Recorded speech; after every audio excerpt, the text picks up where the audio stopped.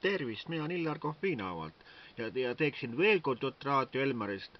Ma leidsin Emori küsitlusandmed, näiteks Emor tegi küsitlust märtsist maini käesoleval aastal ning Elmari raadio on suisa 4.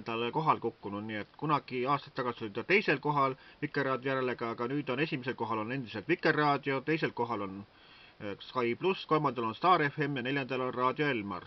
Ning siis järgnevad Retro, Kuku, Raadio 2, Hit FM, My Hits ja Power Hit raadio.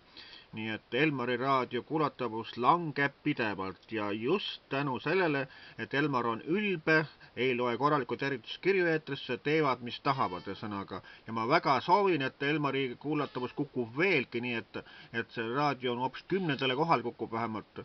Nii et seda nad saavutavad oma ülbe poliitikaga ja nii ütlen mina, Illar Kohvinavalt.